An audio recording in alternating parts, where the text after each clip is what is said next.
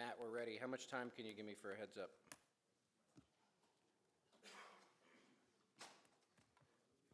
I'm ready now. So you want me to start when I see myself on the screen? Correct. All right, ready when you are.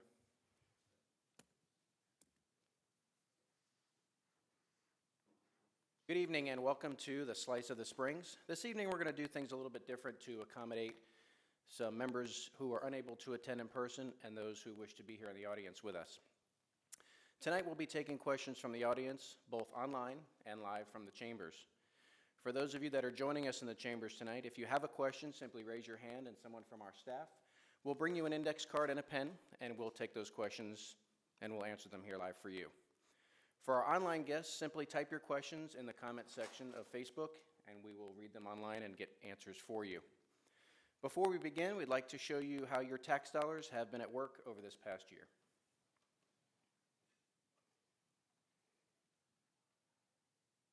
The City of Coral Springs and its employees are committed to ensuring your tax dollars are utilized effectively and efficiently.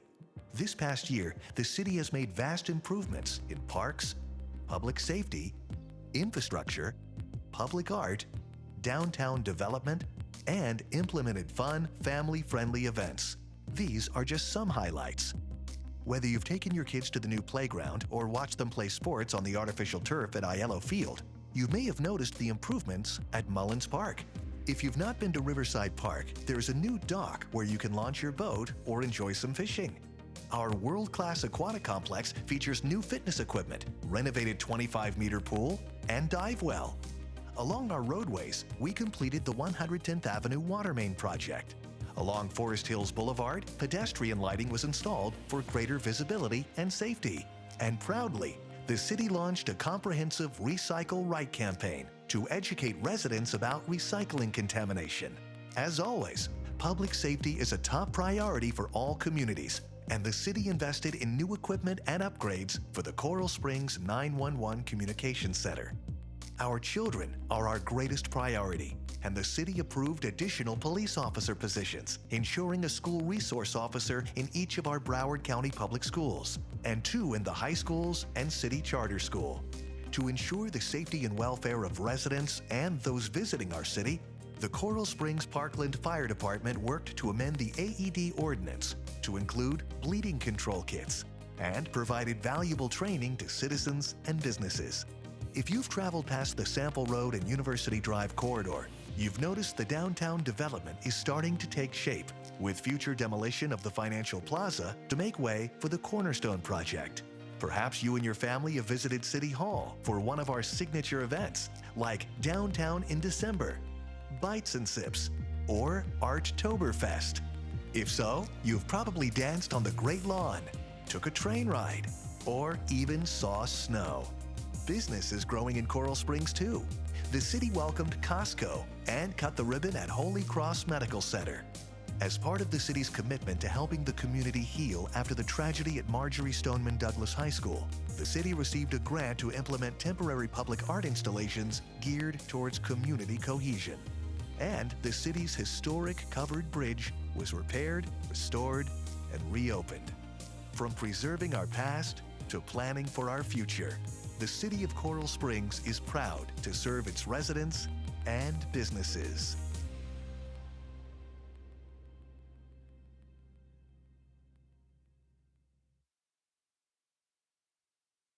Welcome back. Thank you. Hope you enjoyed the video. We'd like to recognize a few special guests in the audience today. Mayor Scott Brook is here with us.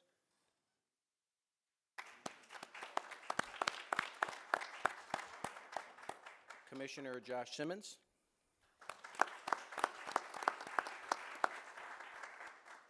Commissioner Joy Carter just walked in. Thank you all for joining us. I'd like to introduce our panel, starting from left to right. Our Public Works Director, Rich Michaud. Our Parks and Recreation Director, Rick Engel. Hello.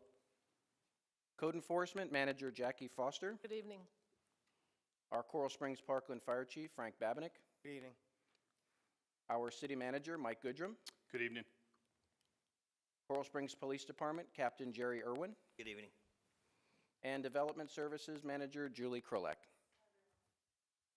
Thank you for joining us. As a reminder, folks, if you're here in the audience and you'd like to ask a question to anybody on our panel, please make sure to get a card, and we'll have our city staff answer that for you.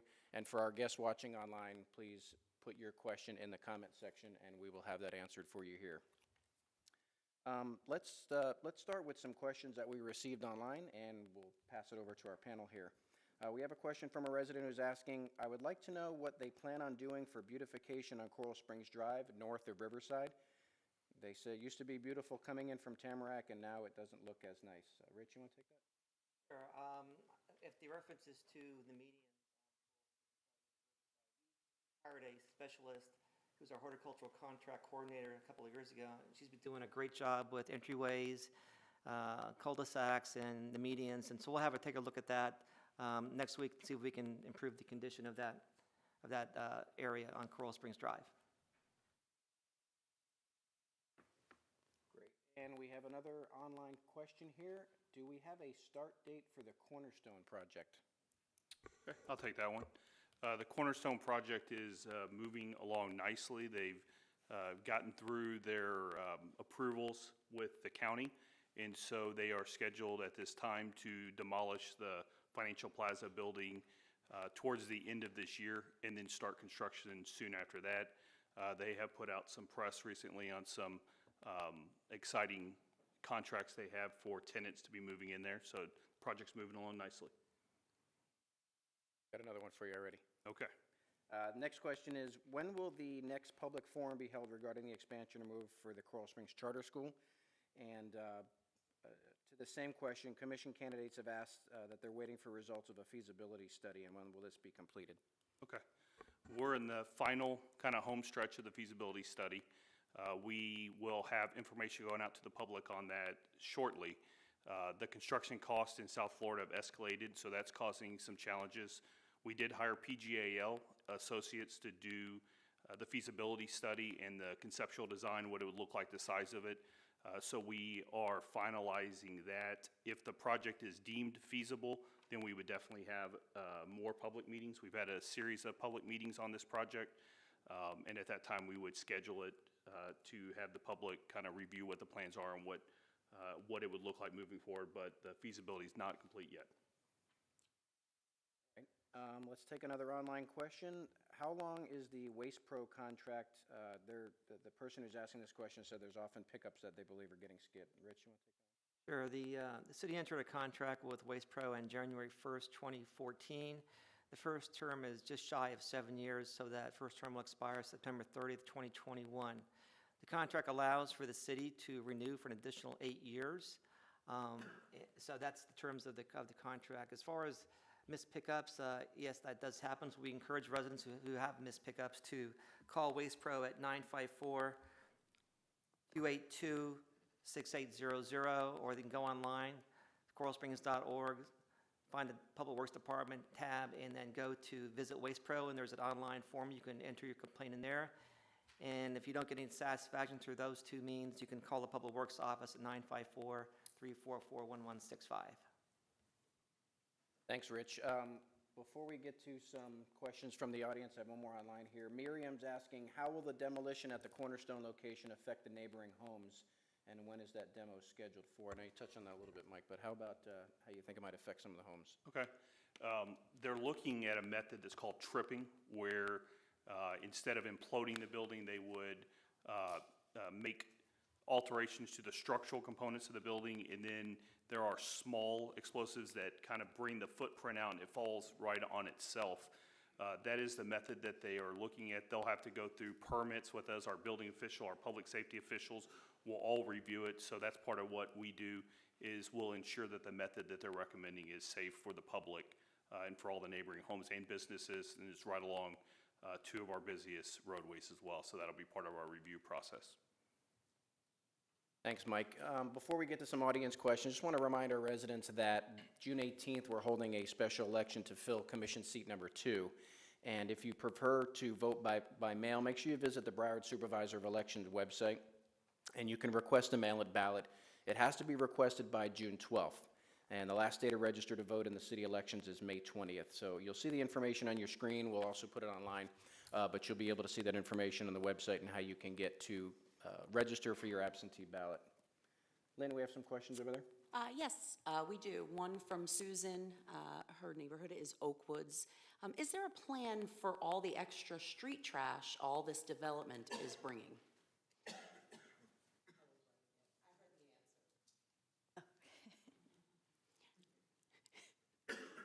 She heard the answer.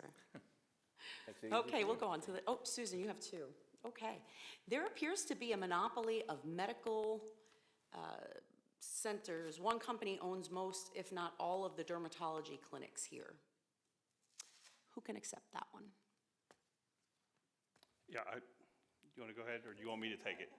Yeah, I would say that the city doesn't control which businesses come in and out, or whether or not they're owned by one company or not. So that's just not a role that cities handle within our jurisdiction.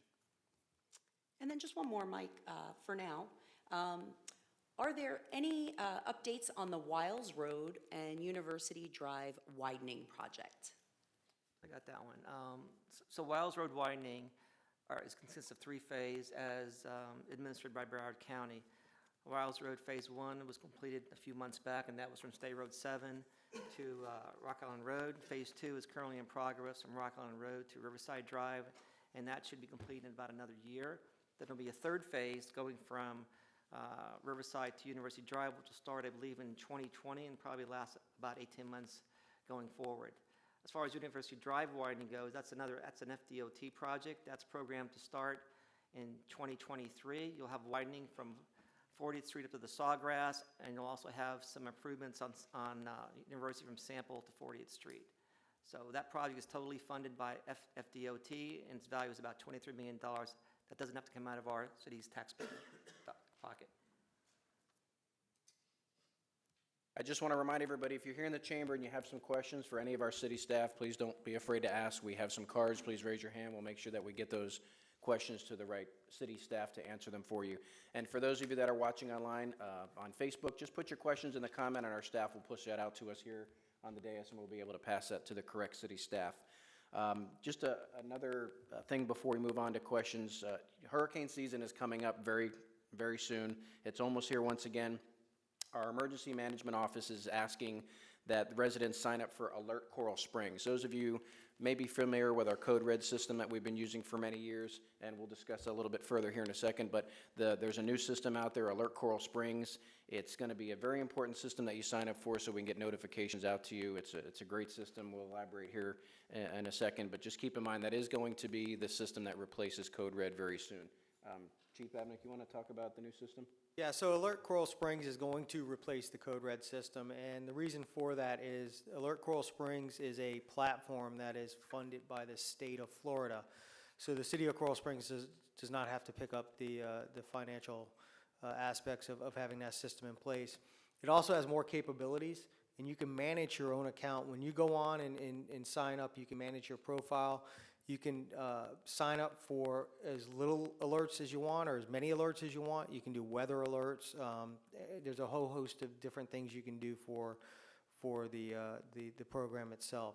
So we're looking forward to getting that up and running, and again, that will replace Code Red, so please make sure you go on the city's website and get signed up. Thanks, Chief. We have an online question asking, why does it take so long to have the graffiti removed? It's been reported, and even after a few months, it's still there in numerous locations. I think this, Jerry, you want to start from police, and we'll follow up with Jackie?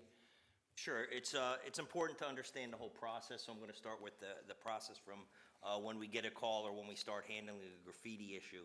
From the police department, we'll either get a call for service where a patrol officer goes out, takes a report, whether it's a criminal mischief, or we might get a online complaint where we go out, we'll take photographs of the graffiti. We have a detective assigned, Detective Wilson. He runs our graffiti database, and he will examine a graffiti to determine if we've had light graffiti or whether or not it's gang graffiti. Once he makes that determination, we coordinate with our partners in code enforcement, and they will coordinate with either the owner of the property or if it's city property to remove the property. But once we pass it off to code enforcement, and we handle it as from a law enforcement perspective, then it would be the responsibility of either the private owner of the property or the city to remove it, and they are supposed to remove it within a fairly quick amount of time, and Right. That time, they're supposed to remove it with 120 hours without any consequences, and typically we have very good luck with this. I'm not sure where these locations are, so whoever placed that question in, if you could tell us a little bit more where they are. Once in a while, there will be some hidden on some FP&L boxes, which we don't see, and possibly they were reported to FP&L, so whoever wrote that in there, please, if you could just shoot us a quick text, an email, or a phone call, what locations there are, because that's one thing we are very serious about at the City of Coral Springs is graffiti. Thanks, Jackie. We're getting some more online questions. For those of you that are watching out there on Facebook Live, please keep your questions coming in. We want to be able to give you the opportunity to have them answered by the city staff that's directly responsible for that, so you can have that opportunity. Johan is asking that there's a lot of cities in the country that are taking big steps to ban or reduce their environmental impact, such as banning plastic cutlery or styrofoam. What is Coral Springs doing currently or in the future so that we're not left behind in that project? I'll take that. So it's a great question. A lot of cities all over the country are being aggressive in this area. In the state of Florida, we are limited in what our abilities are to regulate this. I will say, though, that we have a lot of really passionate employees that have challenged us as an organization on what we're doing. So there's a lot of efforts going into our organization on not using plastic bags and ensuring that within our own processes, we're working to ensure that we're not doing that. K-cups, styrofoam. So that's one thing as an organization. We've got employees that are really passionate about it, that are really, and we're working towards programs internally to make sure we're as environmentally friendly as possible. Thanks, Mike. Lynn, I think we got some questions from the audience. We do. First, this one's from Mike, and he's asking, where are we at with body cameras for all of our officers? I'll take that one. We've recently, we did what's called an RFP, where we invite all companies, vendors of body cameras to present us what they have. We had a committee, we went through a selection process, and we did select just fairly recently in the last couple weeks, select a company that we are going to go with. Now we're in the process of, each company, each body camera has several features, and some features work to benefit, and some we might not be interested. So we're very close to getting the body cameras. We selected the company. We're in the process of determining which features will best serve our police department and our citizens. So I would expect within the next few months we will start the rollout of the body camera system. So it has been in effect. We're working on contracts. We've selected the company, and I think fairly soon you'll start seeing officers with body cameras. Thank you, Captain Irwin. We have a question from Christine online. Is there any new retail or commercial businesses coming to town soon that we might be interested in knowing about? Julie, you want to take that? Sure. Well, I know everyone's excited for Wawa to open. We're looking forward to those hot pretzels, so I'm happy to say that they've started construction on site. They should be starting going vertical on the building here in the next few weeks. So other than that, the Royal Eagle Plaza has quite a few improvements that are going on there. Quite a few new tenants there that they'll be announcing soon. So we're looking forward to a few things. Thanks, Julie. Want to remind our folks at home, again, if you have any questions, please put them on Facebook. And interestingly enough, this is the first time that we've been able to do so. We're very proud that we're able to put closed captioning on this Facebook Live event, so everybody at home, anybody with special needs or has any difficulties with that, we're able to do that for them, so we're glad to be able to do that. Also, another reminder, school's out for our students almost soon. Probably not soon enough for some of us. Residents should check out the Summer Fun Guide and learn more about the seasonal sports leagues and activities that we have going on in the city. Our Parks and Rec department, obviously, lots of programs going on, and a lot of that information is available on our website, and you can be directed directly to Parks and Rec while you're online.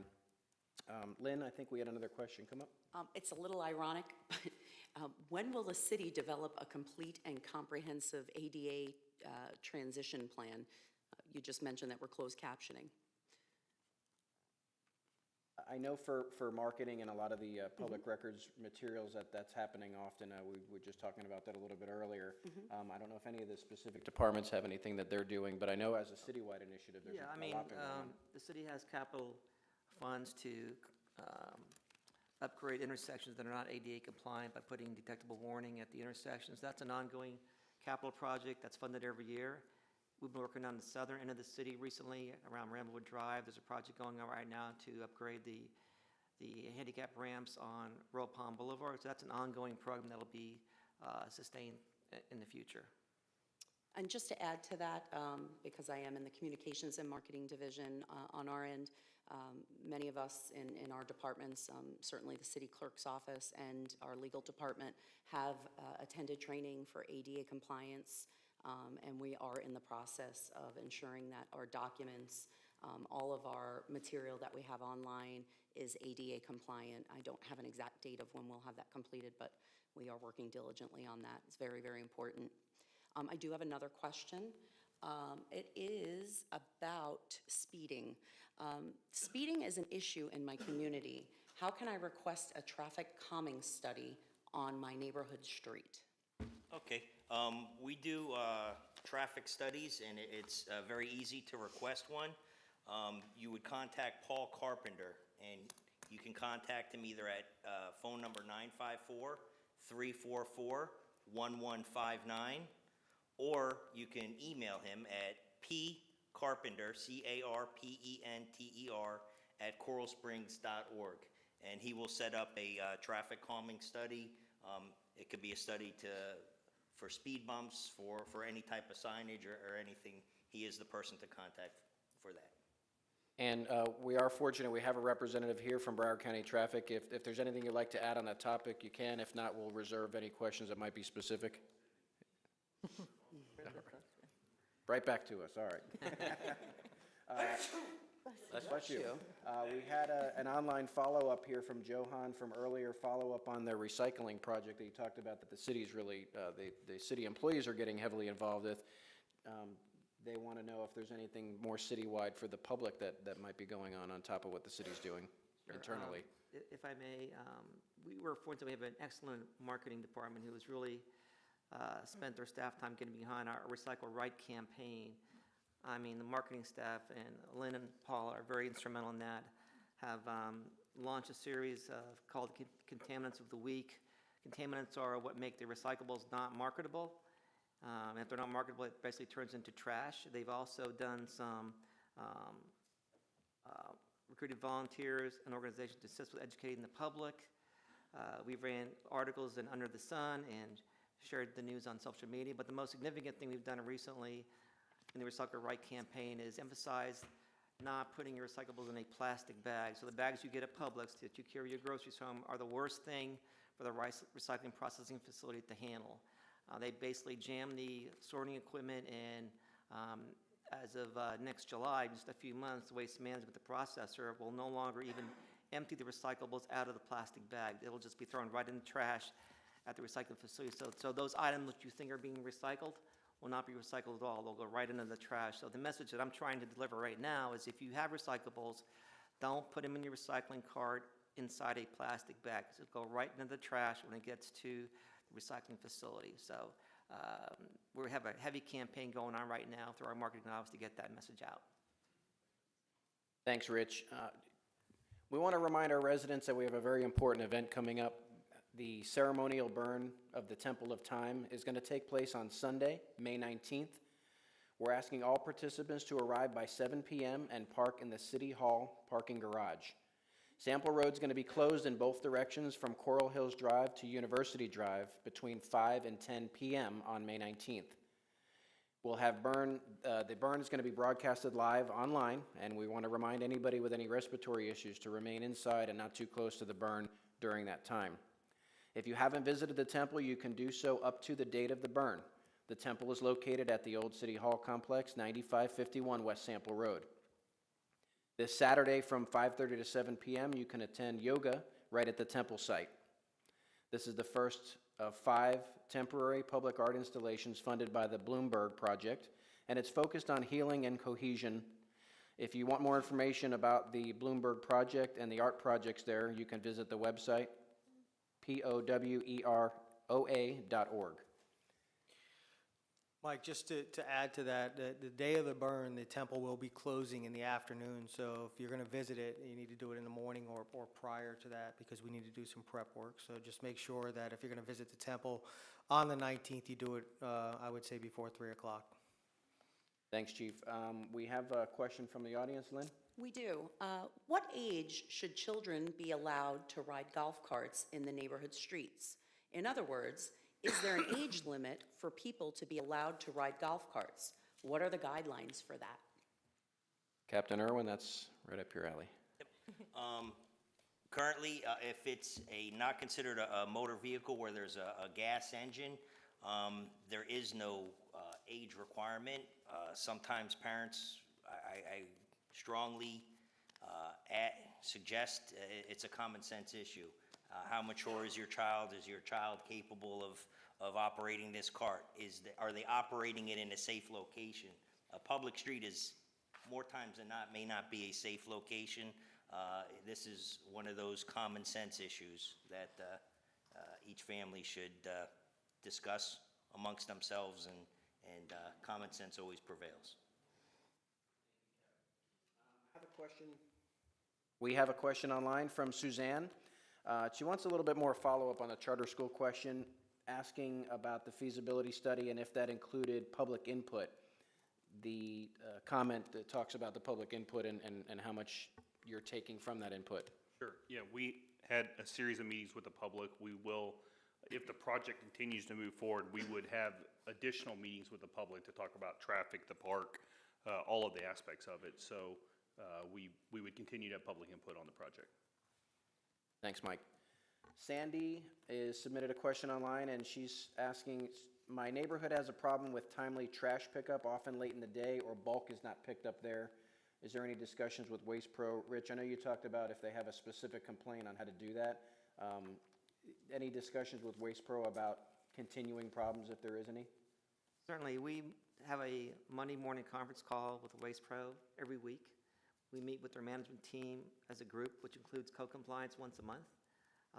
And we're always trying to keep them focused on providing excellent service. But if you consider the statistics that they touch 28,500 homes twice a week, and of that number, we get about 200 to 300 complaints a month.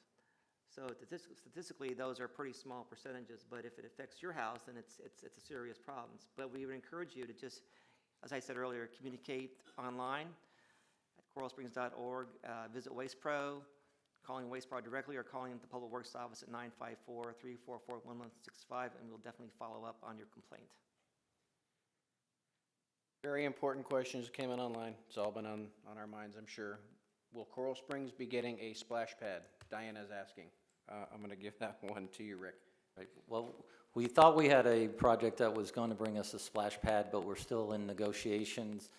The Pollock family was going to put in a memorial playground and splash pad at Betty Stradling Park. Currently, they're having some financial difficulties on the project, so they're revamping it, and we're not sure what they're going to bring back to us. So we're waiting to see what's going to happen with that project. Thanks, Rick. Lynn, I think you have another question from the audience? I do, from Merle, and you had mentioned hurricane. Flooding is an issue in my community. With the hurricane season approaching, I'm hoping that adequate attention will be given to the street drains.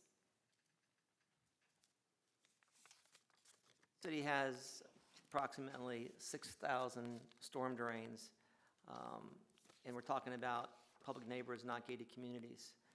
The Streets Division has a program where they try to get out every couple of months and look at each catch basin to make sure there's nothing covering the tops. But with that number of catch basins, it's difficult to ensure before or after every rainstorm that the top of the basin is going to be clean. So we ask the public to assist us in that program. If you see some debris on top of your catch basin, you can help yourself by just raking those leaves off or brush off that catch basin to make sure you have good and efficient drainage. The city tried to get funding for stormwater improvements about a year ago through the bond issue. The voters did not approve that. So that kind of affects our ability to invest in the infrastructure. But in the meantime, we'd ask for your assistance. If you do have any issues with drainage in your neighborhood, we have to come out and investigate it. Our streets division phone number is 954-345-2210. Thanks, Rick. We're getting a good amount of online questions now. We appreciate that. Keep them coming in so we can get those to our staff here. Diane is asking, she's seen recumbent bikes in the bicycle lanes. Is that legal? I don't even know what a recumbent bike is, but I'm going to give that to you, Captain Irwin. Okay, just so I understand, she's seeing bikes in the bike lane? I think it's a specific type of bike, a recumbent bike. I'm not familiar with that word either. Is Me anybody? neither. It's those that you lie down and they pedal, so you're almost in a chair, like a seating position. I don't, there's no issue They are a with regular those type bicycle. of bikes in the bicycle lane. They're considered a bicycle, just like probably the bicycle we're all familiar with. So there is no issue with those type of bicycles in the bicycle lane. Thanks, Jackie. I don't have to Google it. Sorry. We have a message from Christine. What can we do about speeding down Ramblewood? It's out of hand, and even during school zone times. Captain Irwin? Speeding, we have, our traffic unit is aware, we do enforce, we have traffic units assigned to each school zone, our motormen, the officers on motorcycles. They are assigned to multiple schools. They cannot be at the same school every day because there's more schools than there are motormen, and with the times allotted to the school. Anytime you have a specific concern with the school, on the city's website at coralsprings.org, there's a link for a complaint or something we need to be cognizant of and pay attention to. I encourage you to let us know, but we are familiar with Ramblewood Drive. We often write, unfortunately, it's a 25-mile-an-hour speed limit there, and there are quite a few people that do speed on that road, and we write several tickets all the time. Unfortunately, sometimes people continue to speed. One of the things we've had some success with in the very recent future that the department and the city purchased were we have radar trailers, and we put them out on certain roads, and we've had good success with them. We have 4 trailers currently deployed. I don't believe any of them are on Ramblewood right now. The closest one is on Lakeview, but we actually had a meeting today to discuss moving the trailers, and I believe Ramblewood is one of the roads that will probably get one of those speed trailers, and we've had success with that. So hopefully that will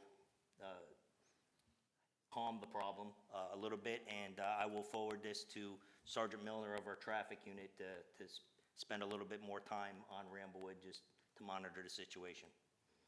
So I have another one online, and Lynn, I know you're taking questions, but I'm going to give you one to answer from online because it's right up your alley. No pressure. I think this is specific to the charter school information. However, as a general statement, they're asking if there is the possibility of making any publications in different languages. Is marketing, I've seen personally things that are in multiple languages, but is it going to be more consistent moving forward if any public comments or any of the marketing material goes out that it's going to be put in multiple languages? Specifically, things that, need attention, that need to go out in multiple languages, really geared towards safety, legal issues, things of that nature, yes. We will print those in several different languages, primarily Spanish and Creole. Like anything else, funding matters, and it's not always easy to translate everything. For example, our Under the Sun magazine, it's a full-color magazine. It's not something that we have funded to put in multiple languages at this time. A lot of our communication, because we are attempting to go green in that sense, is really online, which is very useful because when you're online, you can actually translate it yourself. So if you're on social media, it's really helpful because you can hit the translation button. And sometimes that's how we have to communicate back with our residents. But it is something I'll take back to the communications and marketing team to address. And I got another one for you. Oh, my Not God. letting you go this easy, and I'm going to tag team this one with you. Lisa is asking how or when will they be getting more information on crime and fires in the city? You touched on social media. I know that the fire department and the police department have Facebook accounts and Twitter and Instagram and all that great stuff. I know the city does as well. Maybe, can you talk a little bit about Nextdoor and some of the things that the city's using to push out on that platform? Certainly. Nextdoor.com, we have nearly 19,000 residents. 28% of our population signed up for that. And for our audience who's not familiar, Nextdoor is a tool that we use to communicate with those residents. They're all Coral Springs residents, and they keep them within their own communities, but I have actual access to reach all those residents.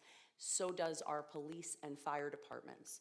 In addition to that, certainly we use social media, not just Facebook, Twitter and Instagram, to communicate about things that are taking place. Anybody who follows us knows when we have an incident taking place, and I'll give just a real quick example. You know, we had an incident the other day. We're closing down streets. Schools were going on code yellow, being locked down. We were right there updating the public, and we received a lot of positive feedback about that.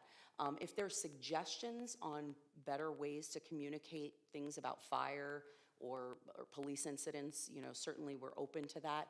But we do want people to understand we can't always answer all the questions. Fire rescues in the middle of fighting a fire, they can't update the public on why or what happened because they're in the middle of the scene itself. And we try to reserve posting anything that, you know, would be misinformation, because that's very important. Chief Babnick, you had something on that?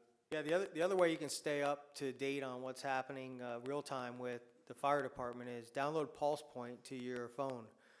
Pulse Point's an app that the fire department uses mainly to notify the community if there is a need for CPR on somebody that needs immediate assistance, but we do post a lot of the incidents that are major incidents that are going on throughout the city, so you could actually get live updates as to if there's an accident in a certain roadway, or if there's a fire somewhere and you're kind of wondering what's going on. So I would encourage you to download Pulse Point on your mobile device.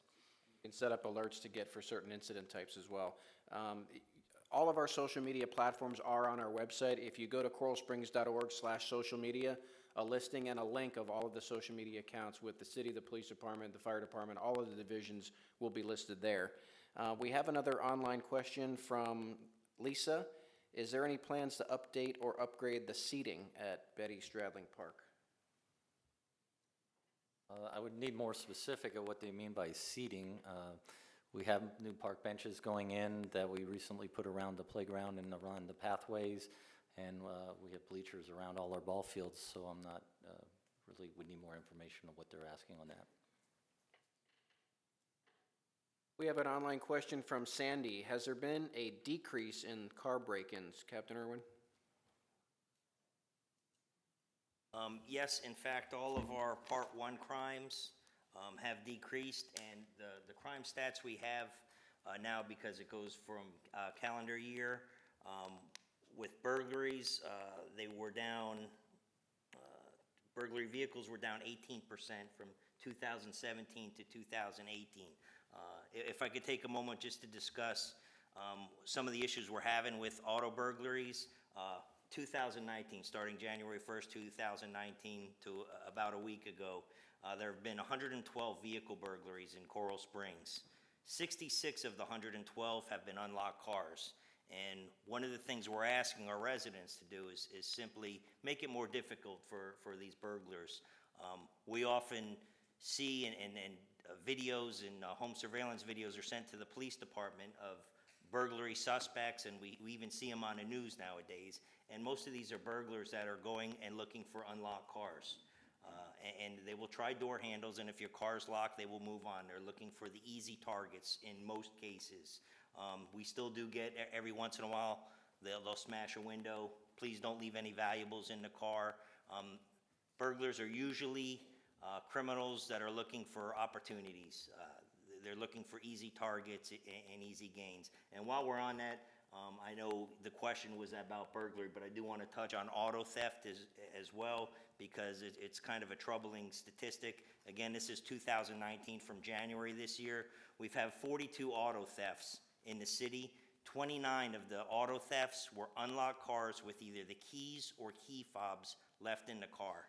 And burglars, auto burglars, are looking to steal cars several times just to joyride, but they'll look for an unlocked car, and several cars now use the key fob where you just press the button to start the car, they will try to press the button because people leave the key fobs in the car, and we ask you, please take the key fobs out of the car and lock your car. Don't be an easy target in this.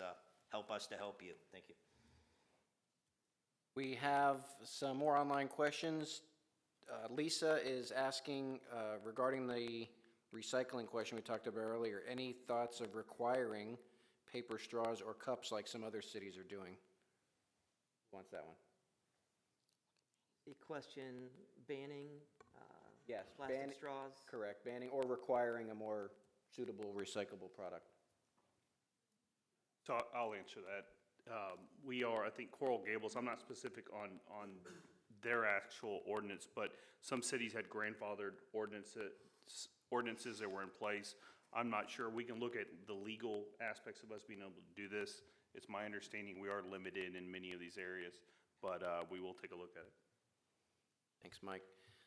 Another question online, will they be doing any smoke testing in the sewers this year? Rich?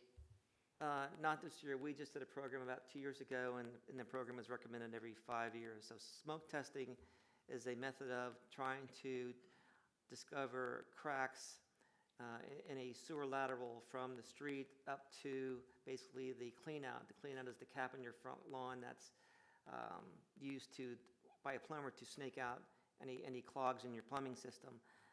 But for us, it means that for those smoke testing covers leaks in the pipe that ultimately gets water that goes into our sanitary system, which we ultimately have to pay to treat. So the more we can repair those leaks in the sewer lines, the better it is for the homeowner, and it reduces expenses for the city of Coral Springs paying for wastewater treatment.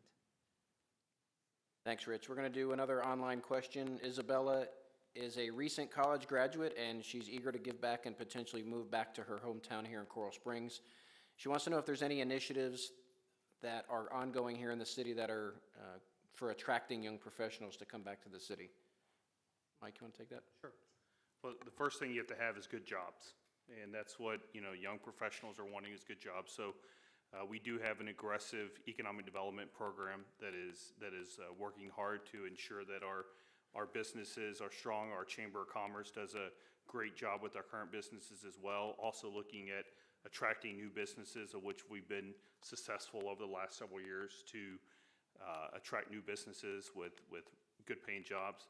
Another thing young professionals want is a lot of them don't want to live in a subdivision typical house. They want to be in an active area to where it's multi-purpose type areas. So we've been working hard on the Cornerstone Project, and that's an example of where a lot of young professionals want to live in a place where they can go downstairs and enjoy the restaurant or the bar and the grocery store and the office space. So that's really what's attracting young professionals, and we see that project helping give our students the opportunity to come back, hopefully get a great job, and then start their professional careers here. Thanks, Mike. Lynn, I think we have another question from the audience. We do. Joanne from Forest Hills.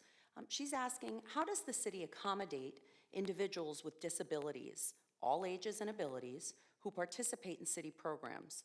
Is there a formal plan in place?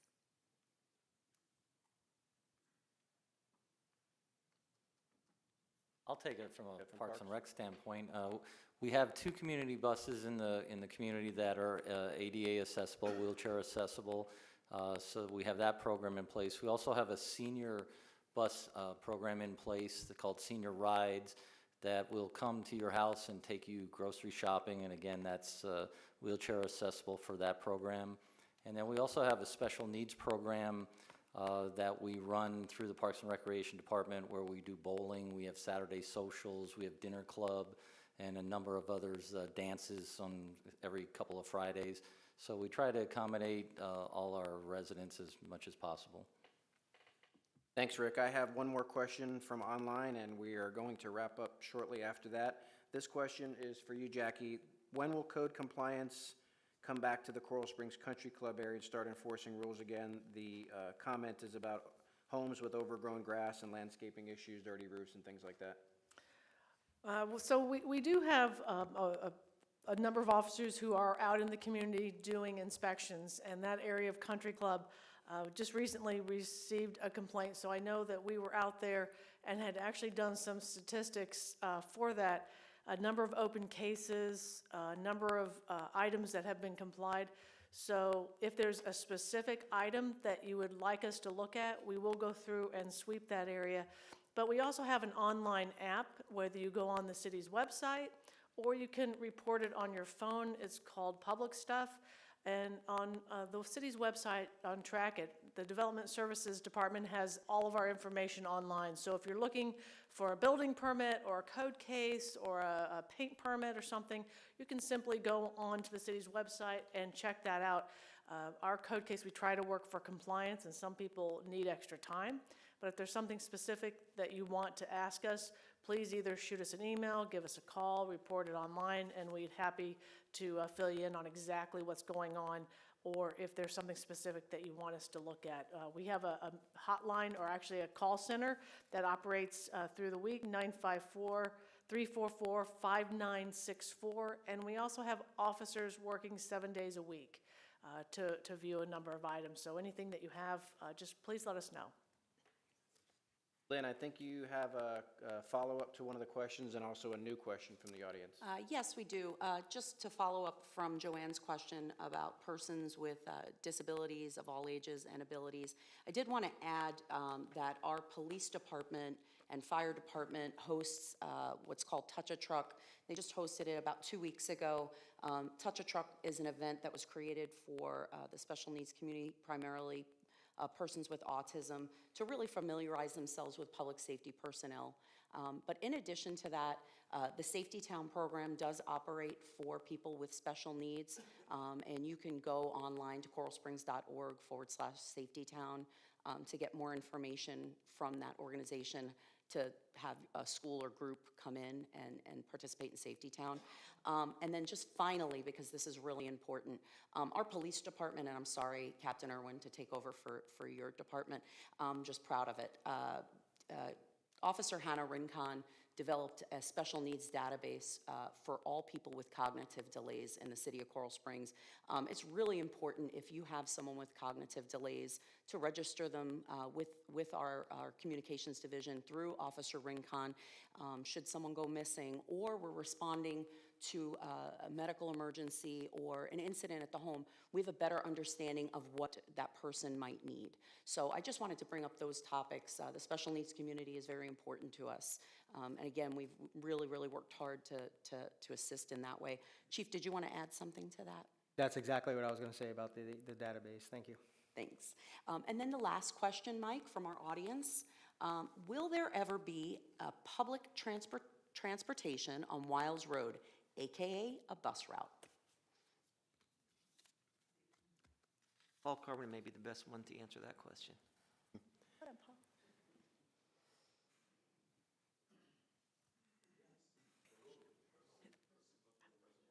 Press the button. No. There you go. Thank you. Yes, there will be a bus route on Wiles Road. It's in the, I don't know the exact year that it's planned, but it is in Broward County Transit's Transit Development Plan. It's a 10-year plan. I think it is. I'd have to go back and check, but I know that we actually have, I think when Cumberland Farms went in there, they actually put a bus landing pad out there. So that may be an indication that there's going to be something happening there. But I think within the next 10 years, with the surtax, perhaps we'll see it sooner. I'll have to check and see exactly where it is in the plan to see what year it would be, where they plan to implement it, though. So I don't have that exact information, but I know it's coming. Thank you. We're gonna wrap up in just a minute here. For those of you that are online, watching from home right now on Facebook, if there's a question that we have not answered for you, we assure you that our city staff is going to respond to your question. Some of the questions that you're asking now may have been answered previously in the show, and if we will be able to repeat that answer for you, and any new questions, our city staff will also be able to answer that as well. Mike, you're the boss. You want to close this up here? Sure. First off, I'd like to thank our staff panelists for the great job you did, and for being here on your night to be able to answer these questions. Also like to thank the public for joining us both in the chambers and online, and I'd just like to say that we're honored to serve you. We're honored to be in this city and serve our residents. We really see it as a privilege. It's a calling for us, and we appreciate the opportunity to do that. And I'll turn it back over to you. I do have a rather lengthy question, and it's someone who's been having a serious issue with some traffic concerns. So Captain Irwin, what we'll do is, when we close it up here, I'm just going to introduce you to the gentleman so he can really talk to you directly about some of the concerns he's having.